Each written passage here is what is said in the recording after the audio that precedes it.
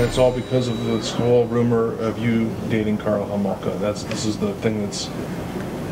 The rumors destroyed my life, basically, and I've been receiving death threats. My address is posted, that's why I had to move. I want my Pomeranian back. It was taken out of my SUV. I'm about to have a nervous breakdown here. My reputation is completely ruined. I just want everybody to set, I want to set the record straight that me and her have absolutely no connection. All right, Luka Magnotta in a video from 2007 wherein the Sun's Joe Warmington interviewed him about claims that he was dating and or married to Karl Homolka. Absolutely denied it. The video that has been posted by Magnotta and the allegations against him are sure to raise the issue of capital punishment once again, and it's one we've discussed here on Byline before. Should there be capital punishment?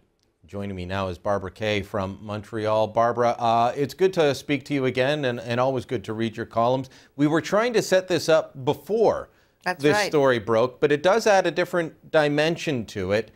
I'm generally not in favor of capital punishment because I don't trust the government to run the post office, never mind execute somebody. But you see stories like this and it starts to make you, maybe could be on side. I'm actually not opposed to capital punishment on principle. I've never been terribly horrified by the idea of removing people permanently from the earth when heinous acts have been, perpetrated. But I do weigh each case and say, well, it can't be if this and it can't be if that. So I certainly am not always for capital punishment, but in principle, I have nothing against it. And I do agree that the government does screw up a lot of things, but they also screw up sentences that are supposed to be lifetime sentences, and then the people get out. So well, that's absolutely true. Now, this started becoming an issue again when Peter Mansbridge asked Stephen Harper about capital punishment. And Harper said, look, I'm for it in certain circumstances, but I have no plans to bring it forward. And we've had a bunch of polls since then, and they all pretty much show the same thing. Just shy of 2/3 of Canadians support the death penalty in certain circumstances. And here's one of those polls that asked, is capital punishment warranted? 8% say always warranted, 23% say never warranted, and 63% say, yeah, sometimes it is. So if in your world, where would you bring in the death penalty? Just for first-degree murder, second-degree murder as well, only in cases where there's irrefutable evidence? Yeah, I mean, I certainly, it would have to be first-degree murder. There would have to be irrefutable evidence, and nowadays that can be had in many cases. Certainly for serial murderers, for mass murderers, for murder that is heinous. Certainly for child murderers. Cops? Cops? Cops? In the States, that's a big thing. Yeah. If you kill a cop, you definitely get the death penalty. It certainly should be considered, but especially if it's on purpose. Sometimes these things are shootouts. I think I don't know if I'd say always, but certainly that would be high up on the list of possibilities. All right. Now, crimes of passion. I think that any of us are capable of murder, depending on the circumstances.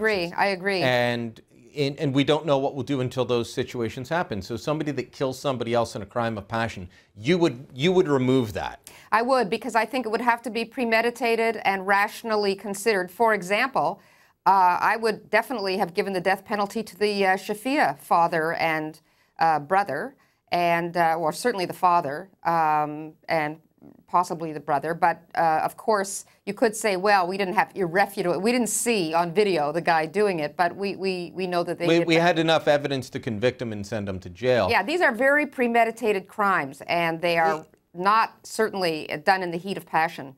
Okay, now the video, which we will not show on this network, and I hope that nobody shows it, that Luka Magnotta is said to put up, that is either him videotaping a murder or doing a very good job at faking a murder and then uploading it. If that is a murder, that's just about enough for me to say, okay, I am normally completely against the death penalty, but I think I can get on board here. Well, in this case before us, I think it's a little complicated because he's obviously going to plead, or if they find him, and he's convicted, he's going to enter a plea of insanity, and there'll be a lot of people that will say only an insane person could do what he did. There's certainly something desperately pathological about him, and it makes you then, well, you know, when you have people like, say, Vincent Lee, who, the guy on the Greyhound bus.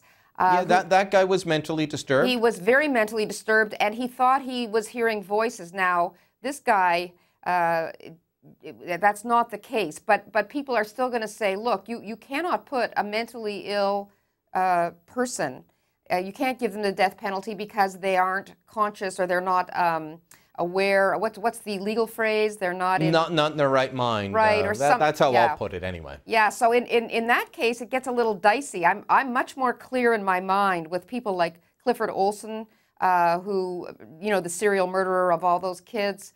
Paul Bernardo, I would have given him the death penalty, for sure. I would have given Carla Homolka the death penalty, and now she's walking around and she's the mother of 3 kids. Is that right? I don't think so. No, probably not.